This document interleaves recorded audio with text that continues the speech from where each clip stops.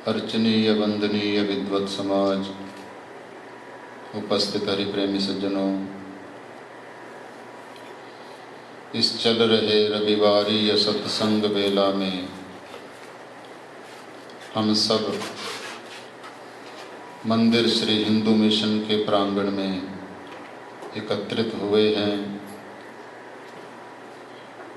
तो सत्संग का लाभ लेते हुए आइए चल रहे श्री रामायण जी के माध्यम से श्री राम चरित्रों का श्रवण एवं कथन करें। मन की वृत्तियों को संकोचते हुए श्री हरि चरणों में लगाएं।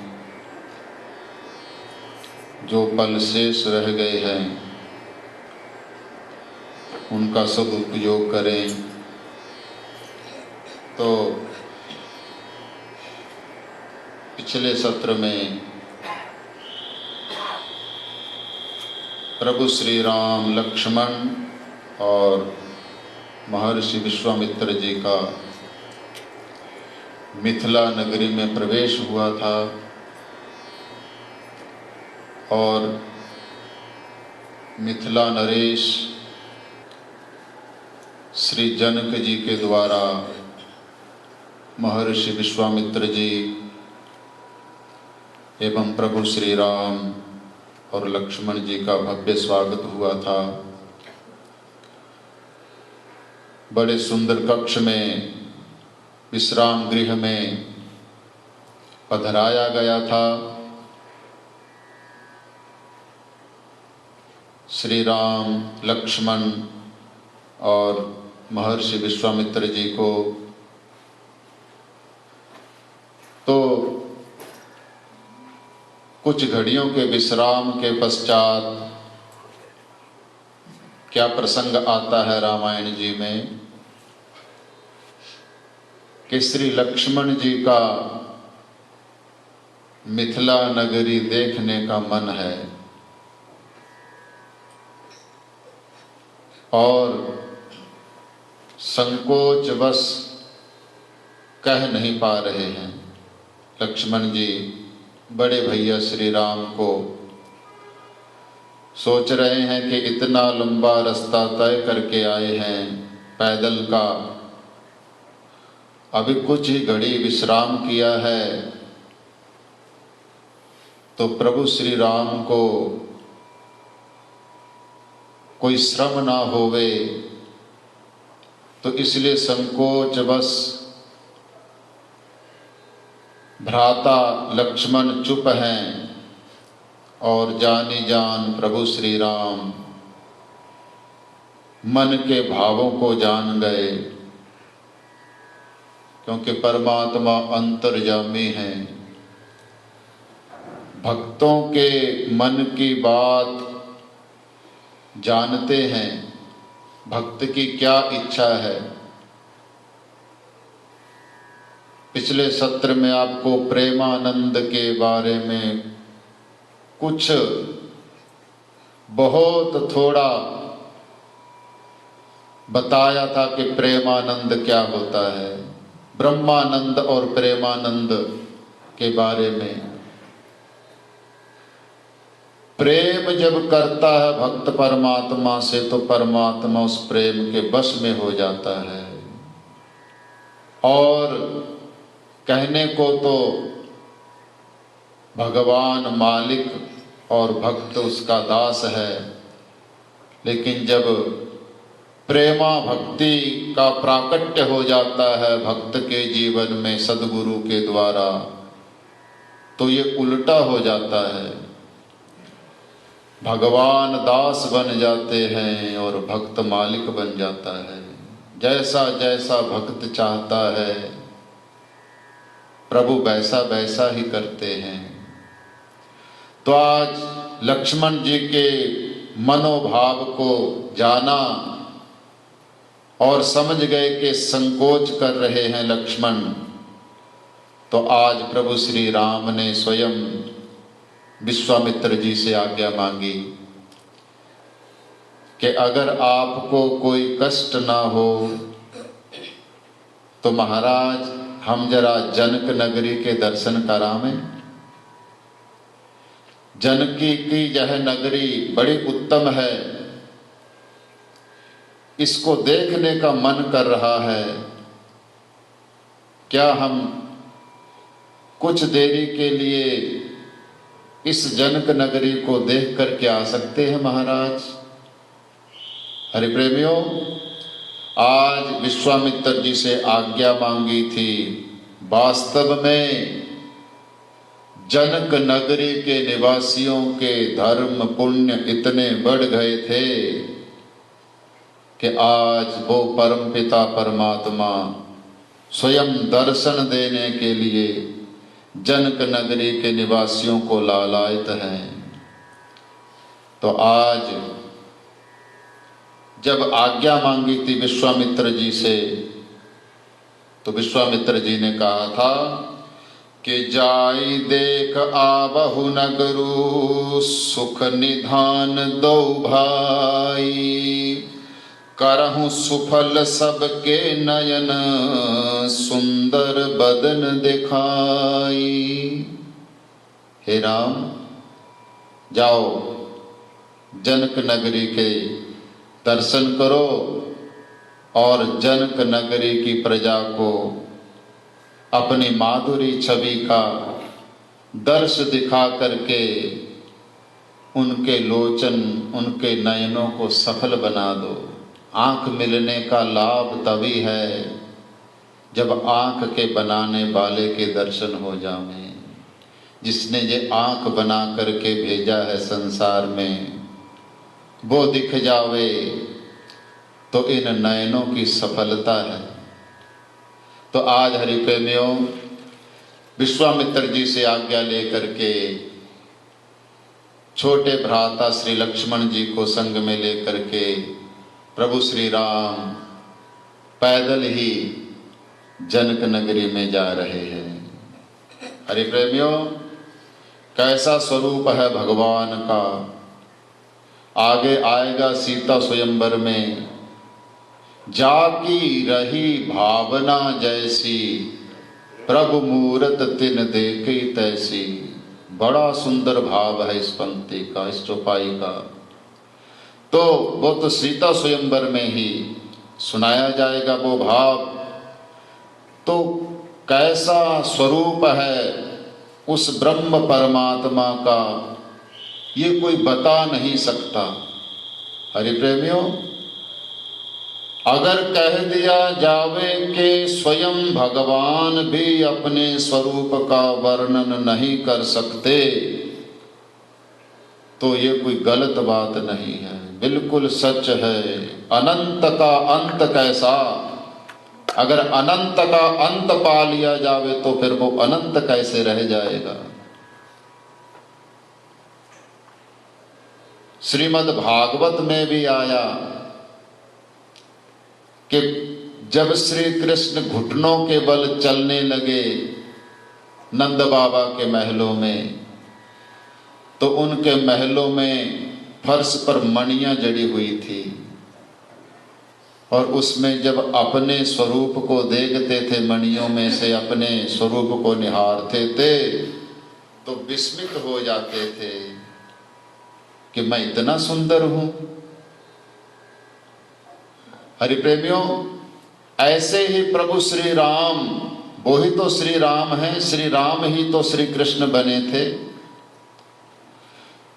तो उनके स्वरूप का वर्णन तो वो स्वयं भी नहीं कर सकते, तो दुनिया भी कौन सी ऐसी वस्तु है जिसके साथ प्रभु की तुलना की जा सके।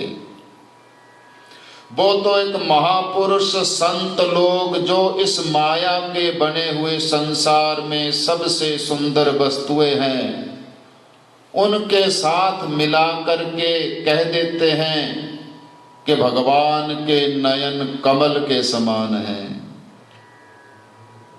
तो कमल तो हम रोज देखते हैं, कोई खास ऐसी बात तो नहीं कि कमल को देख करके बेहोशी छा जाए, जहाँ हम सुध बुध भूल जावें। लेकिन दुनिया भी भौतिक संसार में सुंदर माना गया पुष्प कमल क्या, तो सबसे सुंदर जो माया का बना हुआ संसार है उससे तुलना कर दी जाती है भगवान की, लेकिन वो तुलना असली तुलना नहीं है। वो तो जब कभी सदगुरु की कृपा होगी, वो प्रेम दान दे करके उस माधुरी छवि का जब दर्शन कराएंगे तो कोटि काम बलिहार हो जाते हैं। करोड़ों काम देवों को लजाने वाला स्वरूप है भगवान का। फिर भी अपनी अपनी मति अनुसार सबने भगवान के स्वरूप का वर्णन किया। के हरि कंधर बाहु विशाला, के हरि कंधर बाहु विशाला। हरि प्रेमियों, कहते सिंह के समान उनके कंधे हैं, बड़ी बड़ी भुजाएं हैं। सुभग सोन सर सिरुह लोचन, बदन मयंक ताप त्रय मोचन। हरि प्रेमियों, कमल के समान उनके नयन हैं, पूर्णिमा के चंद्रमा के समान उनका मुख कमल है। एक एक अंग की क्या शोभा वर्णन की जावे। सरस्वती बृहस्पति असमर्थ हैं, साधारण जीव क्या उनके स्वरूप का व्याख्यान करेगा।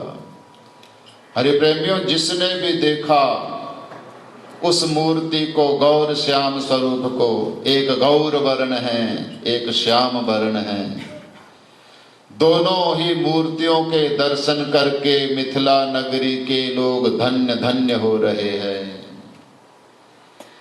देखन नगर भूप सुत आए, समाचार पुरबासिन पाए।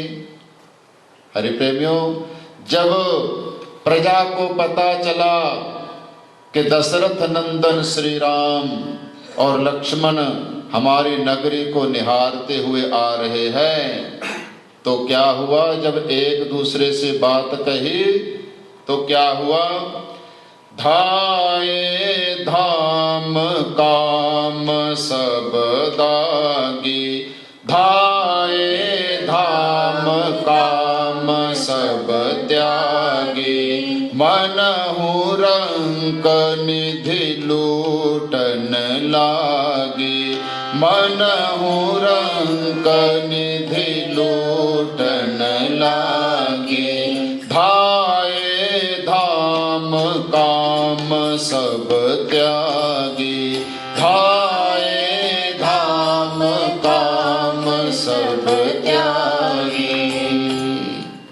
जो कुछ काम कर रहा था कोई, उसको वहीं पर छोड़ दिया।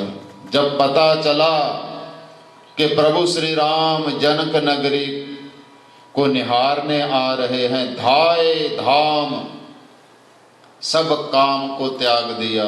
कोई कुछ कर रहा था, कोई कुछ कर रहा था, वहीं पर छोड़ करके जिस भी अवस्था में था दौड़ पड़ा। मानो किसी रंक को, किसी निर्धन को कोई खजाना लूटने के लिए कह दिया होवे और वो जैसे दौड़ता है खजाने को पाने के लिए, वैसे ही आज जनक नगरी की प्रजा प्रभु श्री राम के दर्शनों के लिए दौड़ पड़ी है। जो जिस भी काम को कर रहा था उसका त्याग कर दिया और प्रभु श्री राम के दर्शनों के लिए दौड़ पड़े हैं, क्योंकि उनके कर्म कर रखे थे, ऐसे शुभ कर्म कर रखे थे, ऐसी भक्ति कर रखी थी कि प्रभु श्री राम स्वयं दर्शनों देने के लिए आ रहे हैं। और वो भी बड़भागी थी प्रजा कि जो दौड़ पड़ी उन अपने सभी कामों को त्याग करके। और एक आज हैं, बार बार विनती करते हैं, बार बार निवेदन करते हैं, आइए सत्संग का लाभ लीजिए, लेकिन अपनी व्यस्तता में इतने व्यस्त है मानव, जो असली लक्ष्य है परमात्मा को प्राप्त करने का, उसको पीछे छोड़ दिया है और सांसारी वस्तुओं को संग्रह करने के लिए दिन रात पागल हो रखे हैं। हरि प्रेमियों, जिन सांसारी वस्तुओं के लिए पागल बने हुए हैं, एक दिन कह दिया जाएगा कि यहीं सब कुछ छोड़ दो और चलो यहां से। शरीर तो साथ ले जाने दो, ना ना ना ना, शरीर भी साथ नहीं जाएगा, क्योंकि परमात्मा तो जान ही जान है। मानव इतनी चालाकी करता कि अगर शरीर ले जाने की परमिशन होती तो शरीर में ही कुछ ना कुछ डाल करके ले जाते। तो इसलिए आज निराकार आया था, निराकार ही जाना पड़ेगा। जिन वस्तुओं को इकट्ठा करने के लिए 420 कर रहे हैं, ठगी ठोरी करके उनका संग्रह कर रहे हैं, वो तो छिनेगी ही छिनेगी, साथ में दंड और मिलेगा। जैसे भौतिक संसार में भी गवर्नमेंट से टैक्स चोरी जो करता है, अगर पता चल जावे गवर्नमेंट को तो क्या करती है, वो सारी कमाई तो जब्त करती ही करती है, साथ में जेल भेजती है, दंड देती है। ऐसे ही वहाँ का विधान है। अरे यहाँ तो कुछ रुपए पैसे देकर भी छूट जाते हैं लोग, वहाँ वो स्वयं मुकदमा लड़ता है और स्वयं उसका डिसीजन देता है। इसलिए चेत जाओ। हिंदू मिशन ने बड़ा सुंदर ये आप लोगों के लिए अवसर दिया है रविवार को सत्संग करने का। कम से कम रविवार को तो ये हाल भरा होना चाहिए, इतने ही लोग नहीं होने चाहिए। हमने अपने जैसे बाल बच्चों के प्रति, परिवार के प्रति जैसा हमारा फर्ज है, वैसा अपने प्रति भी अपना एक फर्ज है। अपने शरीर के प्रति, अपनी आत्मा के प्रति भी एक फर्ज है हमारा, आत्म कल्याण करना। आपको कई बार बताया जा चुका है कि यह शरीर बार बार नहीं मिलता है। मानव चोला कोई खेल खिलौना नहीं कि बार बार मिल जाएगा। कभी कभी यह मानव देह प्राप्त होती है। इसको पाकर के अगर ना जाना कि असली लक्ष्य क्या है, तो फिर 84 लाख योनियों में करोड़ों कल्पों तक भटकना पड़ेगा। तो आज उन मिथिला वासियों के पुण्य इतने ज्यादा बढ़े हुए हैं, वो जानते हैं कि ये परमात्मा है और दौड़ पड़े हैं उनके दर्शनों के लिए। हरि प्रेमियों, जैसे जैसे जिसको पता चल रहा है वो प्रभु श्री राम के दर्शनों के लिए लालायित होकर के दौड़ रहा है। और जो स्त्रियां हैं जनकपुर की मर्यादा में रहते हुए अपने महलों के झरोखों से प्रभु श्री राम को निहार रही हैं और उनके ऊपर पुष्प वर्षा कर रही हैं। यह सभी बताया कि इतना विनय करने पर, निवेदन करने पर भी लोग आने को तैयार नहीं। ऐसे ही कुछ लोग उस समय में भी थे। तो एक विनोद का प्रसंग सुनाते हैं कथाकार कि एक नवविवाहिता बहू जब पता चला कि प्रभु श्री राम लक्ष्मण आए हैं दर्शन देने के लिए, तो वो भी झरोके से झांक रही है और सास को ये बात पसंद नहीं। कभी कहती है बहू तेरा चादर उतार दे, कभी कहती है जरा रसोई में देख ले दाल चढ़ा रखी है उफन ना जावे, और कभी कुछ। तो उस विवाहिता ने कहा कि त्रिलोकी के स्वामी स्वयं दर्शन देने के लिए आए हैं माँ, अभी भी संसार में तेरा मन फंसा हुआ है, अरे चादर कहीं दौड़ी जाएगी क्या। तो आज ऐसा उन मिथिला वासियों का पुण्य उदय हुए कि आज स्वयं परमात्मा दर्शन देने के लिए उनकी नगरी में पधारे हैं और सभी लोग जय जयकार कर रहे हैं। और जब पता चलता है कि ये प्रभु श्री राम सीता स्वयंवर में जो धनुष यज्ञ रखा गया है उसमें जो है हिस्सा लेने आए हैं, तो बड़े प्रसन्न होते हैं और विनती करते हैं कि हे परमपिता परमात्मा, हमारी जनक नंदिनी की जोड़ी इन प्रभु श्री राम के साथ बना दीजिए, क्योंकि यही हमारी जनक नंदिनी श्री सीता जी के योग्य वर हैं। इनसे अच्छा कोई वर और नहीं है सीता के लिए। प्रार्थना कर रहे हैं कि यही वर होना चाहिए। क्यों कि अगर सीता जी के साथ इनका विवाह हो जाता है तो फिर भविष्य में ससुराल तो दामाद जाता ही है, तो भविष्य में दोबारा दर्शन हो सकते हैं इनके। हमारे इन आंखों को हम जो है दोबारा तृप्त कर सकते हैं। अगर विवाह हो गया जनक नंदिनी के साथ तो बार बार आना होगा ससुराल में, और हम जो है उस जुगल जोड़ी के दर्शन करके अपने आप को धन्य बनाते रहेंगे। वरना तो जब बहुत पुण्य बढ़ेंगे तब जाकर के इनके दर्शन होंगे। तो इस आशय को लेकर के जनक निवासी जो है, जनक की नगरी के निवासी मन से यह प्रार्थना कर रहे हैं कि सीता जी का विवाह श्री राम जी के साथ हो जावे। हरि प्रेमियों, इस मंगल कामना के साथ जो है वो प्रजा दर्शन कर रही है और जनक नगरी की पूर्व दिशा की तरफ रंगमंच बनाया गया है, जहां धनुष यज्ञ रखा था सीता स्वयंवर के लिए।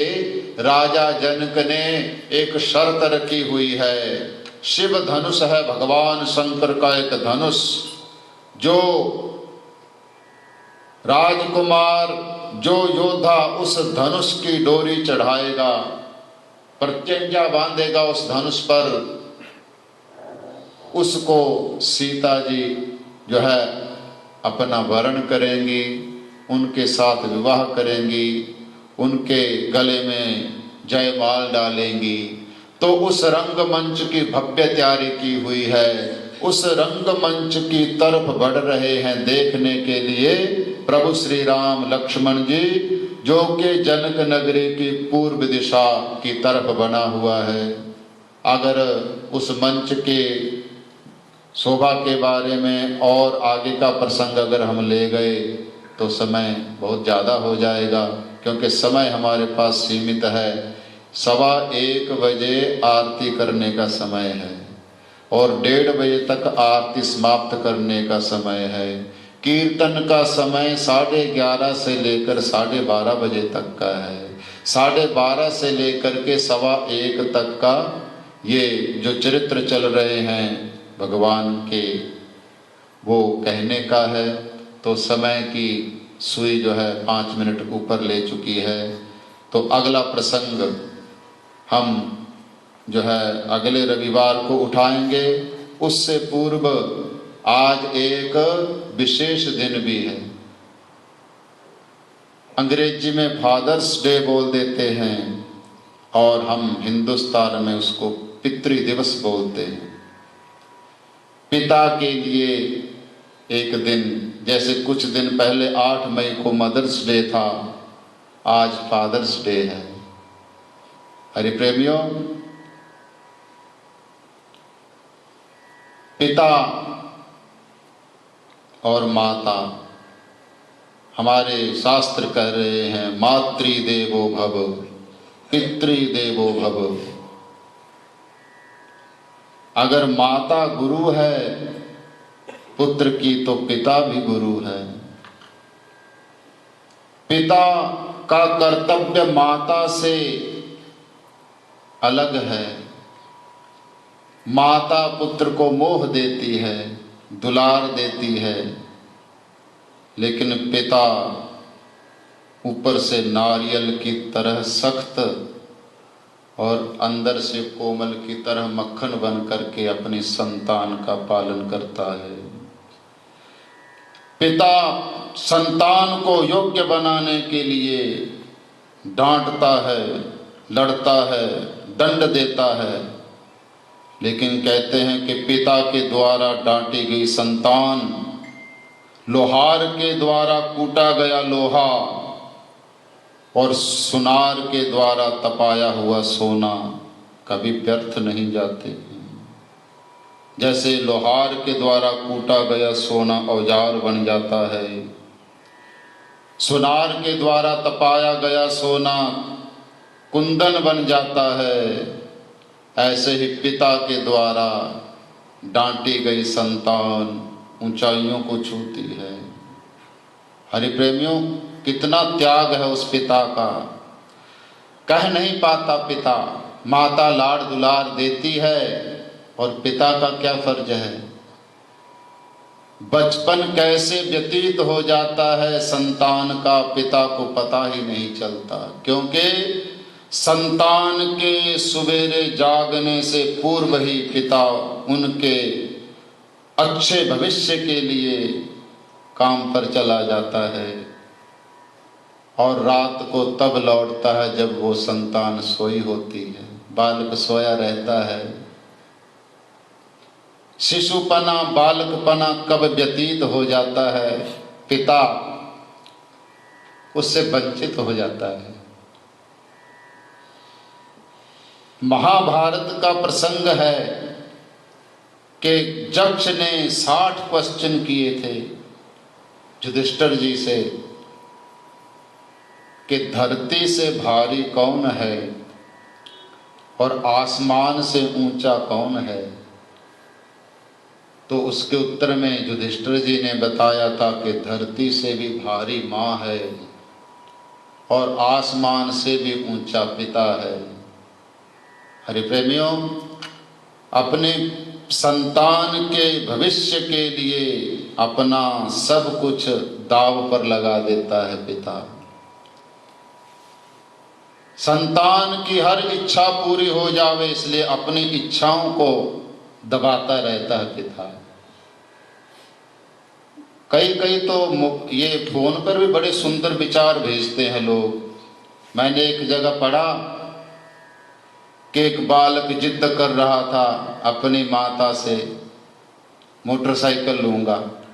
माता, क्योंकि पिता तो थोड़ा सख्त जो है व्यवहार दिखाता है कि संतान जो है बिगड़े ना, तो कोई भी बात मनवाने के लिए पुत्र माता से ही जाकर के कहता है, माता मोटरसाइकिल लूंगा। मेरे सारे दोस्त मोटरसाइकिल पर आते हैं स्कूल पढ़ने के लिए, तो किसी की वित्तीय स्थिति कैसी होती है, किसी की थोड़ी, किसी की ज़्यादा। अब हर कोई हर किसी का जो है बराबरी तो कर नहीं सकता। माता ने पहले तो बड़ा समझाया, लेकिन पुत्र मोह के आगे विवश हो जाती है माता। पिता को समझाया कि हमारा तो जीवन जैसे तैसे व्यतीत हो ही रहा है, हमारी संतानों को उनके मन में ऐसे भावना आवे कि उनमें हीन भावना आ जावे। अब क्या करें, बच्चे ने मांग कर दी है। पिता के पास एक पुराना स्कूटर हुआ करता था, अपने जो है क्लर्क थे, जाते थे अपनी नौकरी पर, उस स्कूटर पर बहुत वर्षों का पुराना, उसी को ठीक करवा लेते। जब कुछ खराब होता तो उस पर अपना जाते थे और कह दिया था बच्चे ने कि पिताजी भी तो स्कूटर पर जाते हैं, अगर मैं कॉलेज साइकिल मोटरसाइकिल पर चला जाऊं तो क्या हो जाएगा। तो सुनी थी बातें, आज पिता गए जैसे तैसे करके नया मोटरसाइकिल ला करके दे दिया बच्चे को, और बच्चा जो है बड़े खुशी से गया मोटरसाइकिल लेकर के अपने पढ़ने के स्थान पर। और जब वापस आया तो माता से पूछता है, मम्मी पिताजी का स्कूटर रोज खड़ा होता था इस बेड़े में, आज कहाँ गया। तो माता बोली, बेटा वो स्कूटर गया है तभी तो तेरा मोटरसाइकिल आया है। आज कोई जितना भी हो सकता है माता पिता अपनी तरफ से पूरा प्रयास करते हैं। कहने का भाव, पिता का भी आदर सत्कार होना चाहिए। आज का दिन जो है पिता के लिए जो है रखा गया, पिता के लिए जो है संतानों ने जो है फादर्स डे रखा गया। तो सभी पिता आज के दिन प्रसन्न रहें, आज के दिन संतुष्ट रहें। संसार में ऐसा कोई व्यक्ति नहीं जो किसी से हार करके खुश होवे, लेकिन पिता एक ऐसा शख्स है कि जो अपने पुत्र से हार करके गौरव महसूस करता है, क्योंकि वो समझता है कि मेरी शिक्षा आज काम आई है, कि मेरे बेटे ने आज मेरे को जो हरा दिया है। और कोई गौरवान्वित महसूस नहीं करता, केवल पिता जो है संतान से हार करके गौरवान्वित महसूस करता है। तो आज इस फादर्स डे के उपलक्ष्य में इस मंदिर के सबसे senior professor Shri Mahesh Sharma ji 2 minute के लिए फादर्स डे के उपलक्ष्य पर आपके समक्ष अपने विचार रखेंगे। फादर्स डे है, ये वेस्टर्न कंसेप्ट है। हमारे हिंदुस्तान में हर रोज मदर डे होता है, हर रोज फादर डे होता है। जिन माता पिता की सेवा की कोई तीर्थ स्थान क्यों न क्यों, रोज तक न इन्हों यहाँ इसको में कोई स्पेशल डे करना पड़ता है। हमारे संस्कृति में कोई स्पेशल डे नहीं करना पड़ता, लेकिन यहाँ माताएं बैठी हुई है, माताओं का जो पद है उसे फादर कभी नहीं ले सकता, कभी भी नहीं ले सकता। एक दफा नारद जी गए और ब्रह्मा विष्णु महेश से पूछा, ये आप लोग स्तुति करते रहे तो क्या है, आप तो सबसे बड़े भगवान हो? कि नहीं, हम जो शक्ति कहती है वही करते हैं। शक्ति जो है वो देवी का रूप है, हालांकि शक्ति का कोई जेंडर नहीं है, लेकिन वो देवी का रूप है। तो कितना भी कर लो, जो माता का स्थान आप कभी नहीं ले सकते। जिस घर में माता की सेवा होती है उस घर में भगवान भी रहता है। हाँ, पिता का भी बहुत बड़ा श्रेय है काम करने का। आजकल की दुनिया में जब तक आपका पैसा ना हो आप कुछ भी ग्रस्त है। And most of the time the fathers are earning money. और वैसे तो आप तो मियाँ बीवी दोनों ही काम करते हैं आजकल, तो ज़्यादातर केसेस में है। तो आप लोग का धन्यवाद कि आप इतना समय निकाल कर यहाँ आए हैं, और इतना अच्छा दिन है बाहर आने का जाने का। तो हम thank you for coming and happy fathers day. And but don't forget, the mother has a higher place than the father.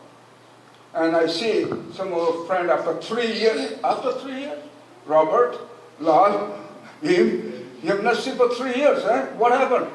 Happy Father. Welcome to our temple. Now start to come. Thank you. Mahesh ji हमारे आदरणीय हैं और हमारे बुजुर्ग भी हैं।